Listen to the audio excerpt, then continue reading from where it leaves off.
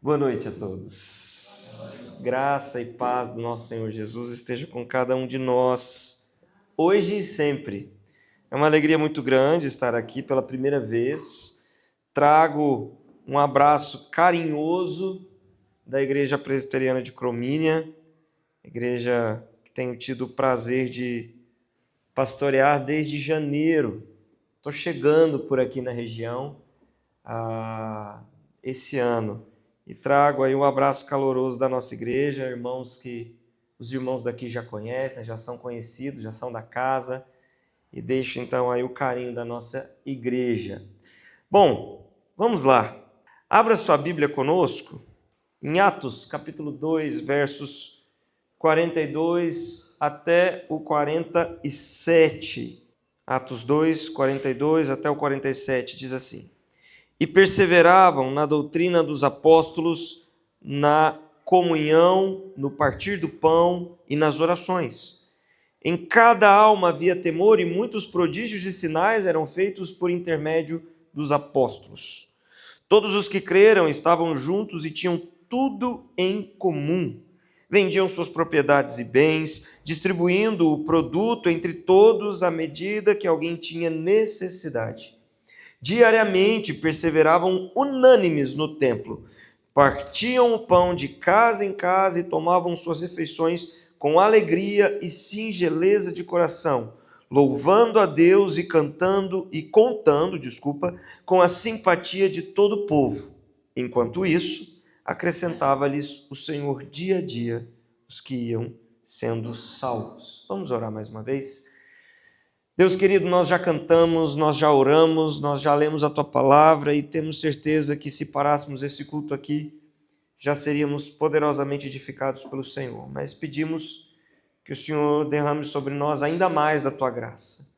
Que o Senhor fale aos nossos corações agora através da exposição do texto bíblico e me use como instrumento Teu. Apesar de mim, apesar dos meus erros, dos meus pecados, que eu seja um instrumento Teu para a honra e glória do Teu santo nome e para a edificação da Tua igreja, em nome de Jesus.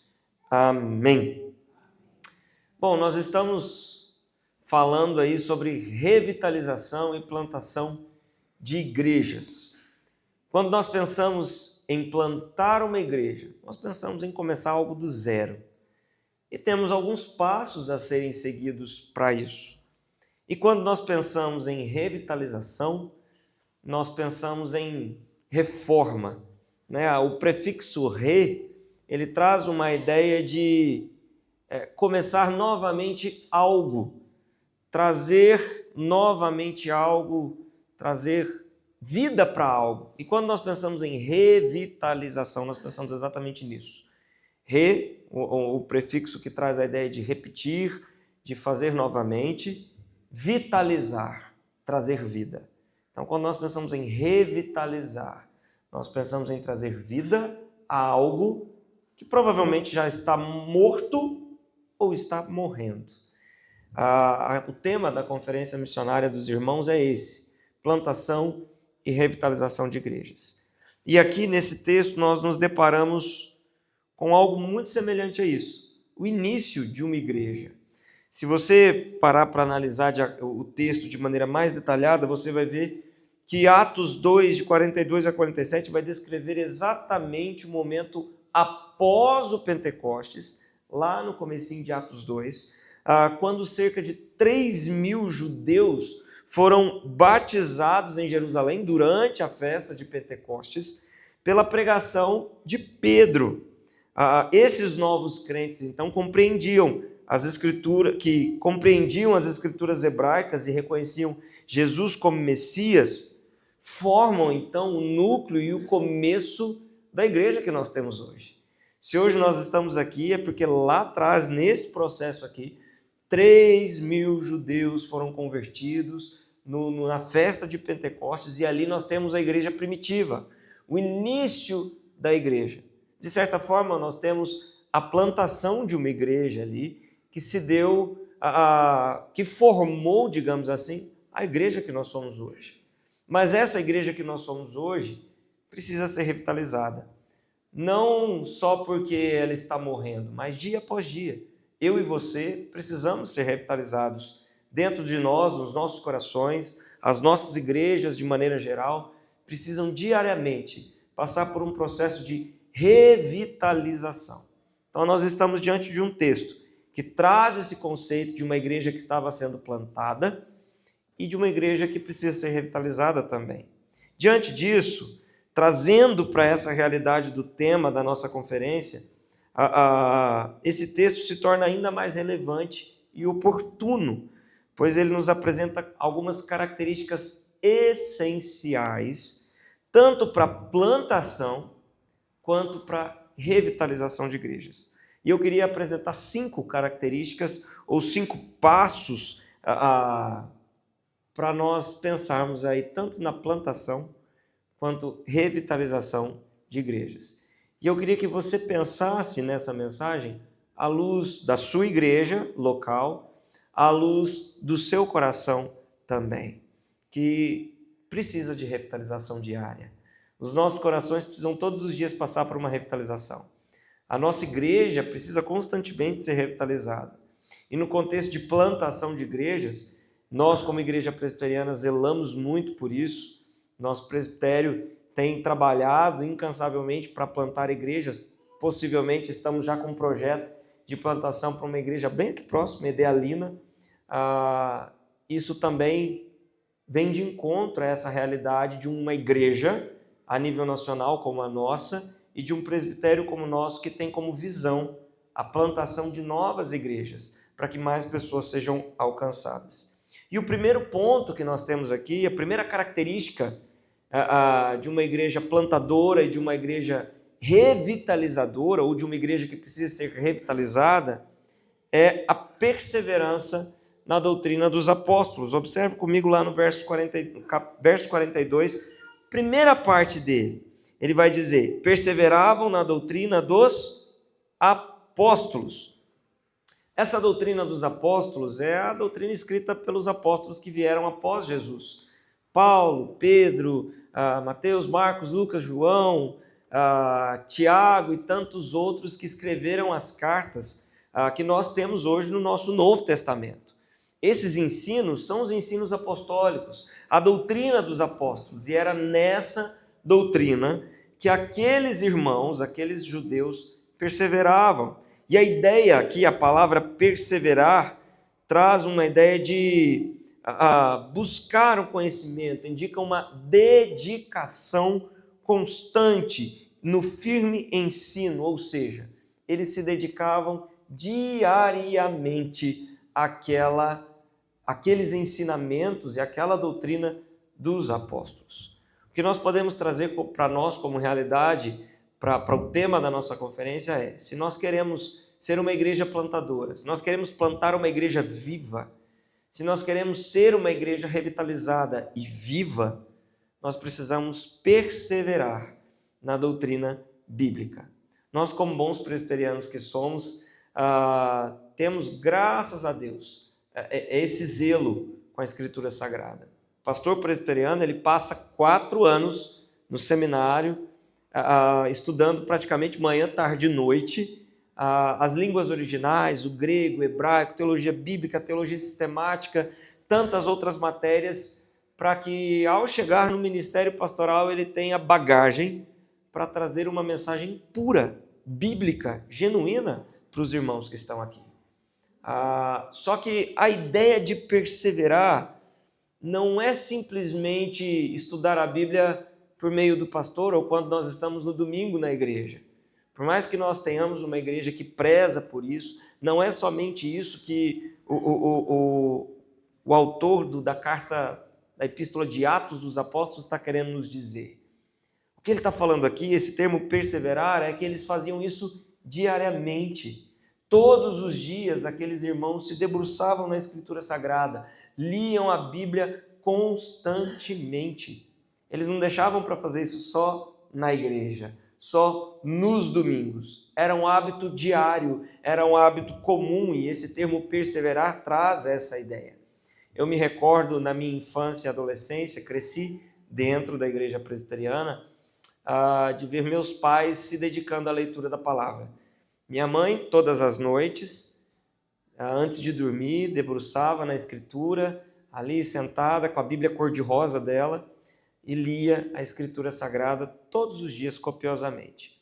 Meu pai, eu saí de casa para estudar aos 17 anos e até então, até os meus 17 anos, ele já tinha lido a Bíblia 4 vezes, inteira. E aquilo se tornou um exemplo para mim. Eu lembro, hoje na minha caminhada cristã, não só como pastor, mas como servo de Deus, como crente, eu me recordo desse exemplo dos meus pais, de todos os dias meditarem na Escritura Sagrada, de lerem a Bíblia copiosamente, saberem os textos de cor. Sou da época que na infância a chamada na escola dominical era com um versículo bíblico, né? Chamavam Renan, aí tinha que recitar um versículo bíblico, e às vezes as professoras falavam, hoje não vale João 3,16, e nem o Salmo 23,1. E aí a gente tinha que procurar outros textos. A perseverança na Escritura é algo primordial para uma igreja viva.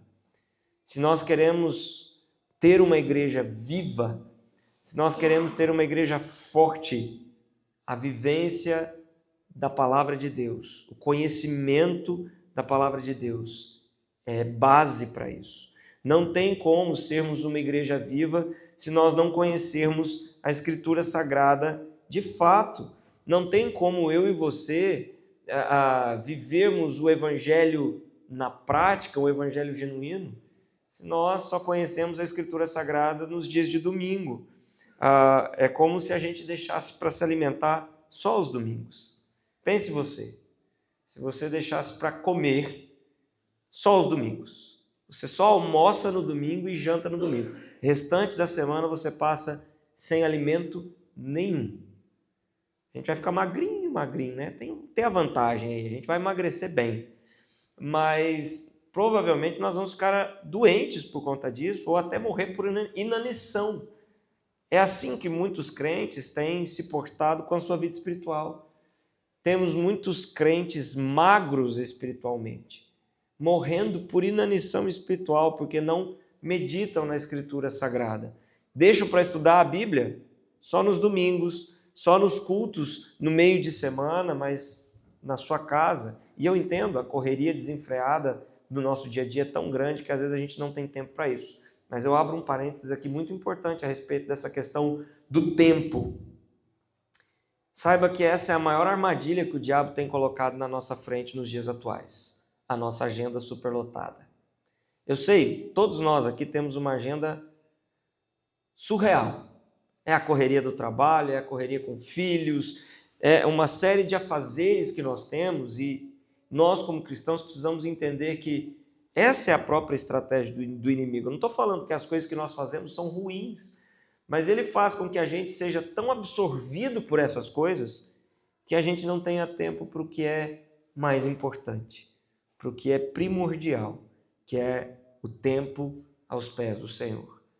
Chegar em casa, parar o que estiver fazendo e ler a Escritura, meditar na Escritura. Um versículo que seja, um capítulo que seja, é primordial.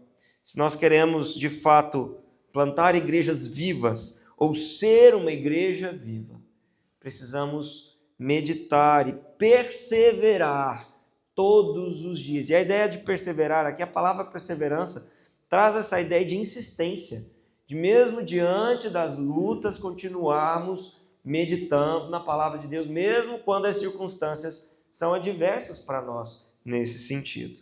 Então pense nisso. Se você tem perseverado ou não na Escritura Sagrada. A segunda característica de uma igreja viva aqui é a comunhão e o partir do pão. Verso 42 ainda vai dizer: eles perseveravam na doutrina dos apóstolos e na comunhão e no partir do pão. A palavra comunhão, koinonia aqui no grego, implica muito mais do que uma mera amizade. Vai muito além da gente se conhecer. Vai muito além da gente ser amigo uns dos outros. A palavra koinonia traz uma ideia de partilha profunda da própria vida, dos próprios bens. E aí nós vemos aqui que eles tinham essa comunhão, essa vida comunitária, eles eram amigos uns dos outros, de vivência de fato, irmãos uns dos outros.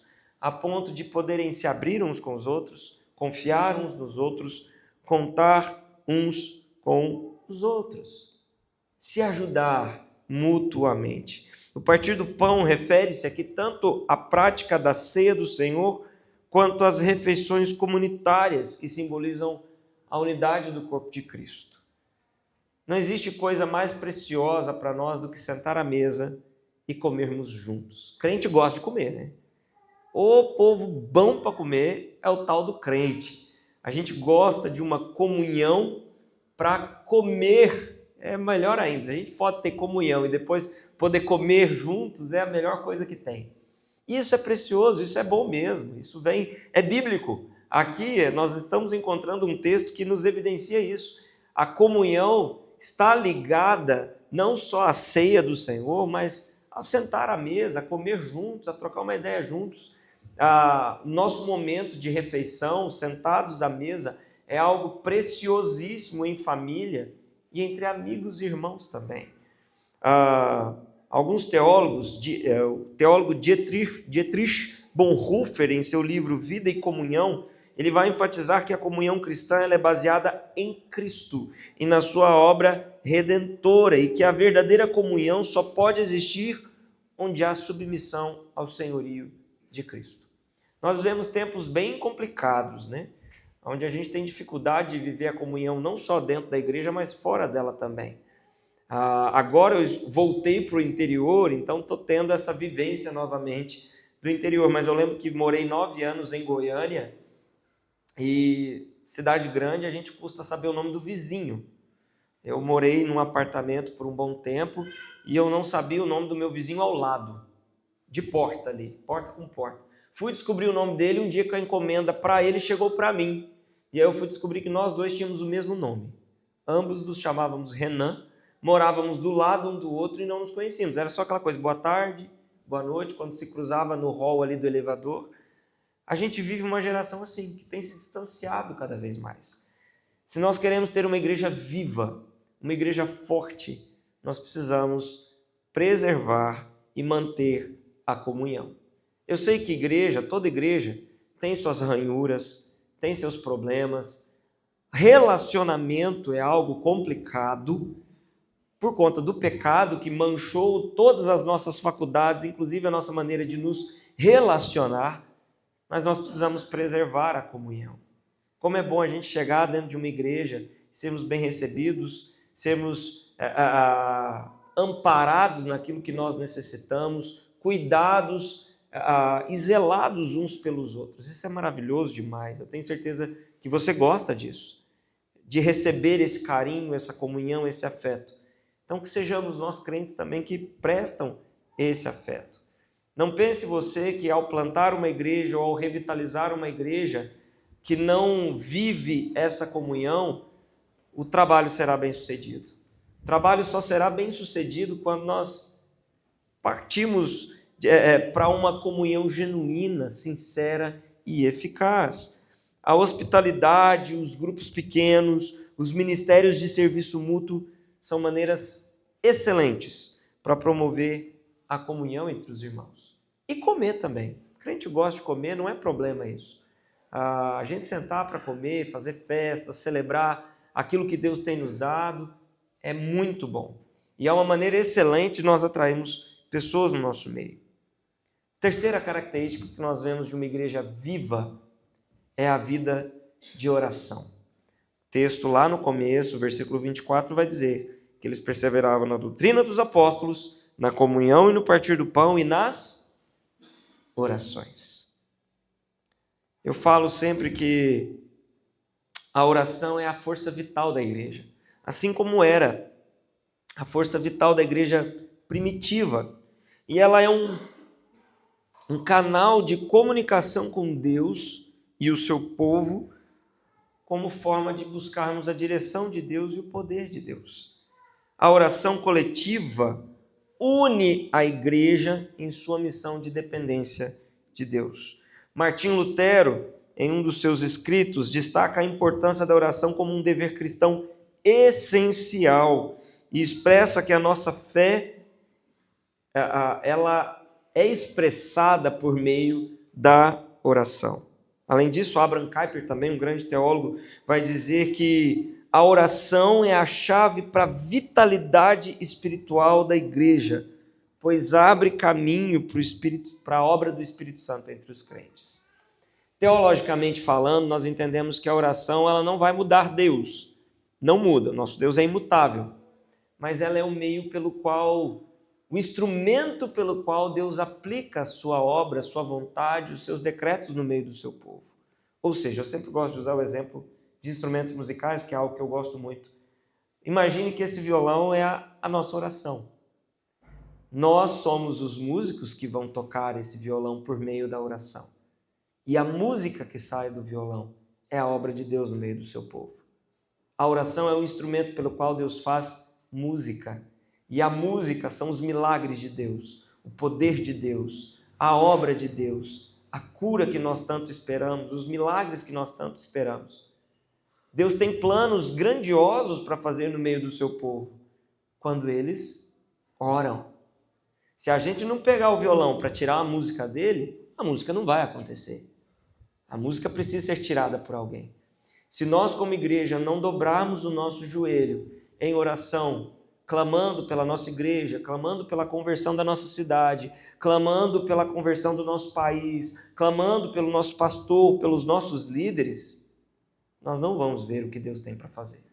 Como eu disse, Deus tem grandes coisas para fazer no meio do seu povo. Mas a gente precisa pegar o violão, colocar debaixo do braço e tirar as notas que Deus quer que nós tiremos. O ano passado, no final do ano, ainda pastoreando uma igreja em Goiânia, nós passamos um grande problema na nossa casa com o nascimento do Mateus, o nosso mais novo que está ali. Minha esposa teve sérias complicações no parto, ele veio prematuro, ficou meses na UTI, um mês na verdade, na UTI, 37 dias, isso, minha esposa? Me corrija se eu estiver errado, 37 dias. Enfim, uma peleja gigante. E eu lembro de uma senhora bem idosa na igreja, ela chegou para mim e falou assim: meu filho, eu não consigo te ajudar por conta das minhas debilidades de idosa já, ela ainda usou a expressão, estou velha já, mas eu tenho orado para que Deus levante pessoas para ajudar vocês. E na hora meu olho já encheu de lágrima e eu olhei para ela e falei: a senhora não tem noção tanto que Deus está ouvindo a sua oração. Porque no momento em que nós passávamos por aflições, Deus literalmente foi levantando pessoas de onde a gente não imaginava para nos ajudar. E ali eu vi que a oração daquela senhora estava sendo ouvida. No dia que o Mateus nasceu, inclusive, minha esposa teve complicações, ela teve um rompimento do útero numa clínica em Goiânia. Eu, por motivos de estar cuidando dos outros dois meninos, não consegui atendê-la naquele momento, meu celular estava longe de mim, ela me ligou e eu não vi as chamadas, então ela ligou para uma outra pessoa e essa pessoa, a gente entende que não é coincidência, estava muito próximo de onde ela estava para poder socorrê-la. Então a gente viu que Deus foi movendo as pessoas e a oração daquela senhora foi ouvida para nos ajudar. Ela não podia estar lá, mas o poder da oração daquela mulher moveu pessoas para nos ajudar e nos socorrer da maneira que talvez ela não podia, mas aquelas pessoas podiam. A nossa oração pode muito em seus efeitos, diz o livro de Tiago. O crente não tem noção do poder que ele tem com a oração. Não nós, o poder não vem de nós, mas o poder que Deus opera por meio da nossa oração. Certa vez eu ouvi alguém dizer que os reformados são um gigante adormecido. Nós temos a boa teologia, nós temos a instrução, nós temos recursos, mas nos falta a oração, nos falta a piedade, nos falta o fervor. E essa pessoa disse que se os reformados tivessem o fervor que lhes falta, ninguém os pararia. Porque unindo a boa teologia que temos, os recursos que temos, o conhecimento que temos, com a vida de piedade, oração e devoção, meus irmãos, ninguém nos pararia. O inferno, de fato, não prevaleceria contra a igreja do Senhor. O inferno seria destruído. Por isso, ore mais. Eu sei que todos nós aqui sonhamos em ver as nossas igrejas cheias. Eu sonho isso com a igreja de Cromínia. Eu tenho certeza que o reverendo Davi sonha isso com a igreja daqui de Pontalina. A gente sendo obrigado a ampliar o templo porque não está cabendo mais pessoas aqui dentro. Que sonho, todos nós sonhamos isso. Eu tenho certeza que você, como membro dessa igreja, também sonha. Só que isso não vai acontecer se nós não dobrarmos o nosso joelho em oração. A oração era central naquela igreja. Eles perseveravam na doutrina, eles perseveravam na comunhão e eles perseveravam na oração. Vai ter dia que você não vai querer orar. Vai ter dias que você vai olhar e falar assim, não vou para a reunião de oração hoje não. Vou ficar em casa, está frio, está ventando demais, vou ficar aqui. Persevere, lute contra esses desejos, contra essas vontades e persevere. Quarta característica que nós vemos é a unidade e a generosidade. Os versos 44 e 45 diz assim: vendiam as suas propriedades e bens, distribuindo o produto entre todos à medida que alguém tinha necessidade. Diariamente perseveravam unânimes no templo, partiam o pão de casa em casa e tomavam suas refeições com alegria e singeleza de coração. Verso 44, desculpa, deveria ter lido ele também.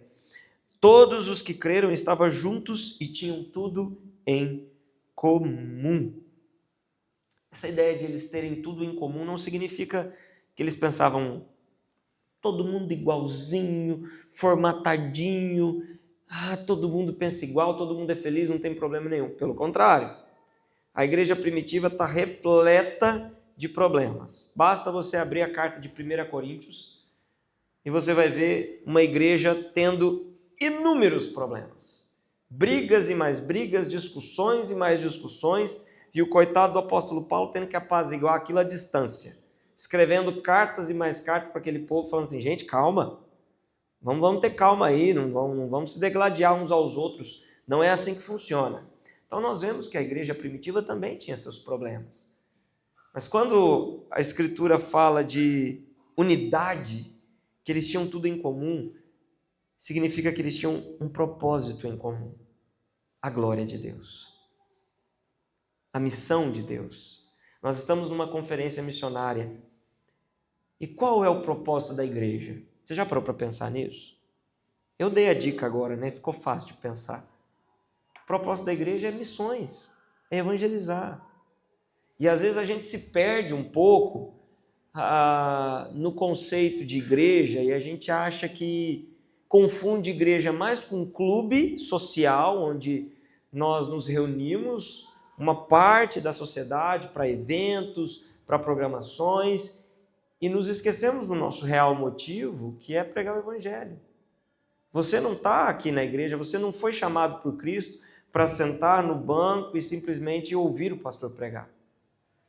Você foi chamado para Deus para sentar no banco, ouvir o pastor pregar e ao sair daquela porta hoje, usar tudo isso que foi dito aqui para abençoar outras vidas lá fora durante a semana.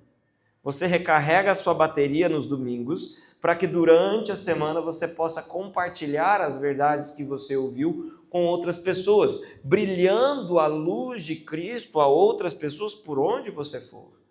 E nesse sentido eles tinham tudo em comum. Nesse sentido, eles tinham a unidade, eles tinham um alvo em comum. E aí, quando nós temos um alvo em comum grande como esse, as diferenças se tornam muito pequenas.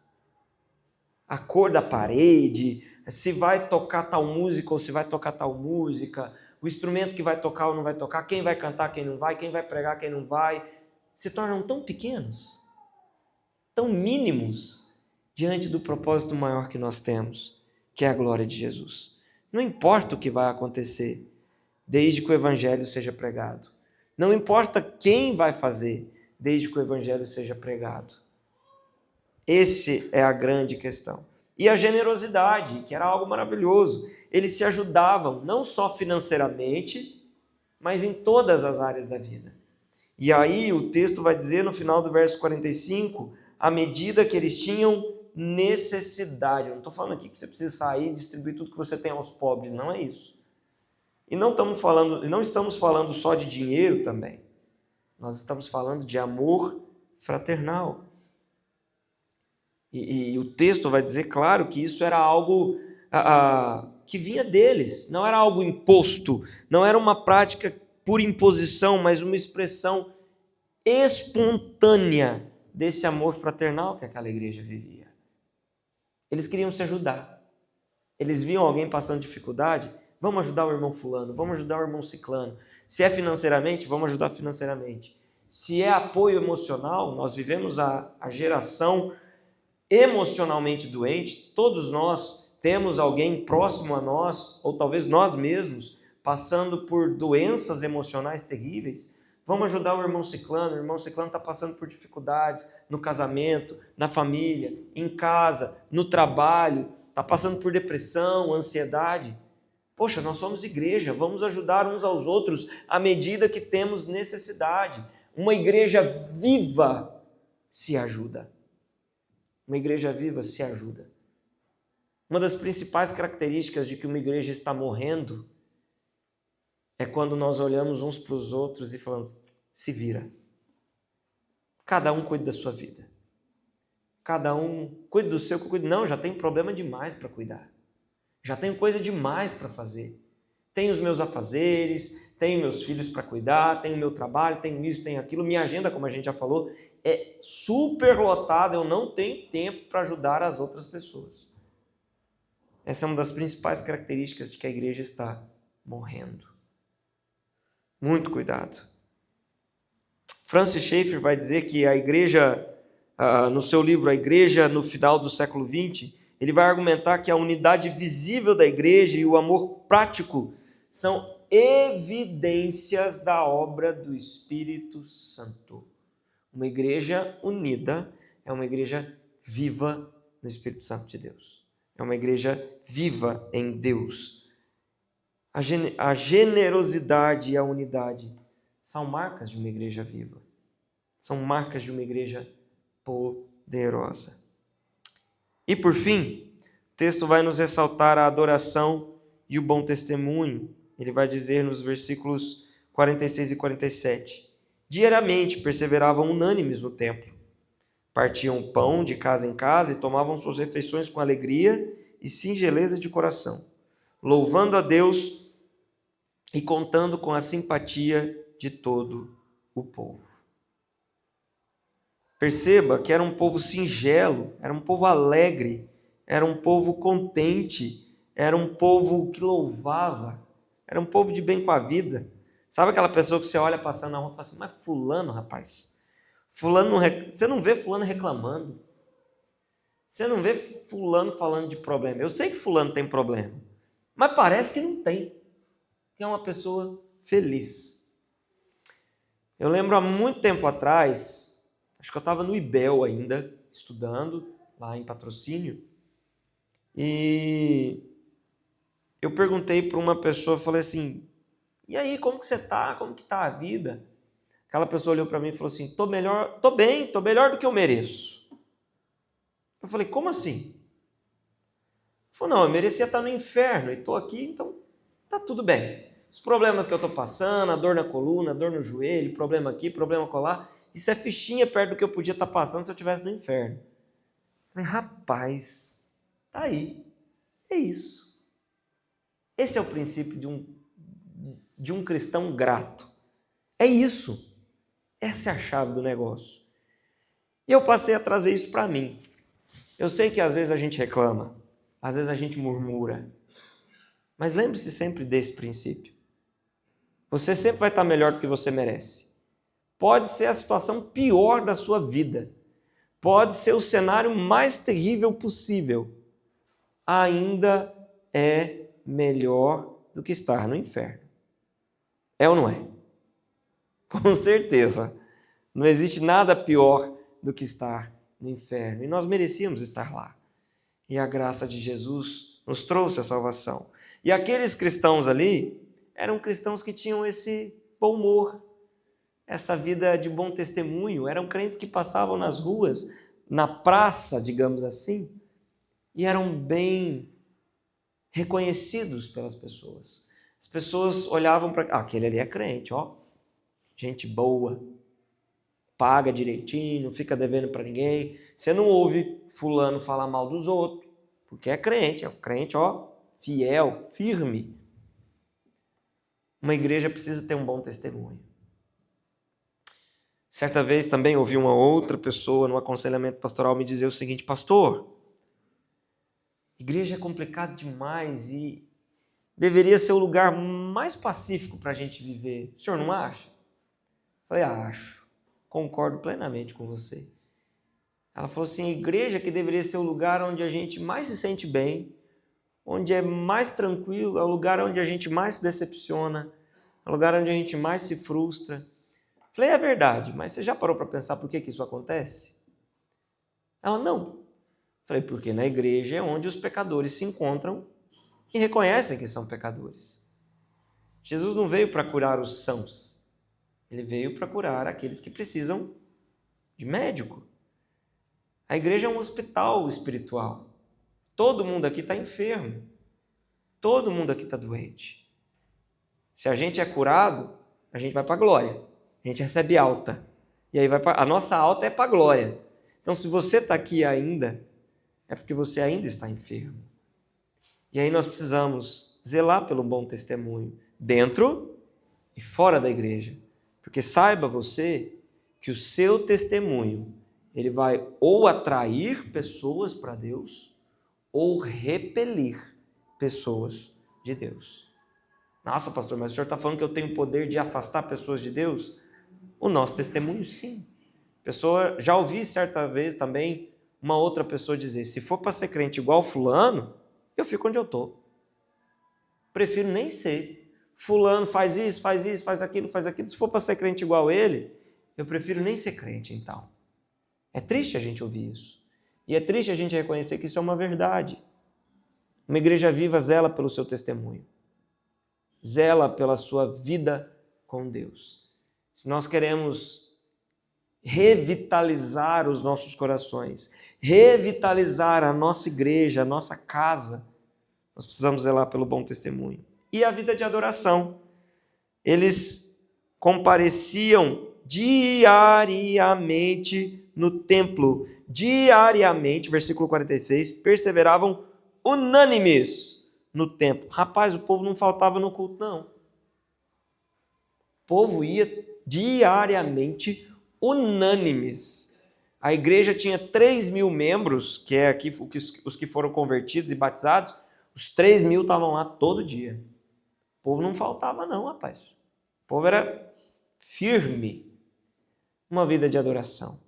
Não pense você que a adoração ela é solitária, que ela é a parte da comunidade. Nós temos sim os nossos momentos a sós com Deus, momento que a gente chega no nosso quarto, dobra o nosso joelho e ora a Deus clamando a Ele por misericórdia, mas não é assim que funciona somente. Nós precisamos ter o nosso tempo na coletividade. É aqui que nós aprendemos uns com os outros, é aqui que nós ensinamos, é aqui, até mesmo com as ranhuras que nós temos, com as crises que a igreja enfrenta, que nós vamos crescer, que nós vamos aprender, que nós vamos amadurecer. Por isso, a coletividade, ela é importante. Estarmos juntos como igreja é fundamental. Não existe uma fé ou uma adoração à parte da igreja e do coletivo. Não dá para ser um desigrejado. Eu adoro a Deus do meu jeito, lá na minha casa, e pronto. Ninguém pode me julgar por isso. Essa é a tônica da geração atual. Cuidado com isso. Nós precisamos do coletivo, precisamos uns dos outros. E para finalizar, o finalzinho do verso 47. O texto vai dizer, enquanto isso, acrescentava-lhes o Senhor, dia a dia, os que iam sendo salvos. Você quer ver sua igreja crescer? Você quer, como igreja, plantar uma outra igreja viva, cheia, não só de pessoas, não só de número, porque igrejas cheias de pessoas nós temos muitas por aí, aos montes, mas com uma fé fraca, uma teologia fraca, tantas outras coisas fracas. O texto vai dizer que enquanto aqueles crentes faziam isso, perseveravam na doutrina dos apóstolos, enquanto eles perseveravam na comunhão e no partir do pão, enquanto eles perseveravam na oração, na unidade, na generosidade, na adoração e no bom testemunho, o Senhor ia acrescentando dia após dia mais pessoas ali dentro. Mais pessoas iam sendo salvas, a igreja enchendo, até chegar ao que nós temos hoje. Milhões e milhões e milhões de crentes espalhados pelo mundo todo.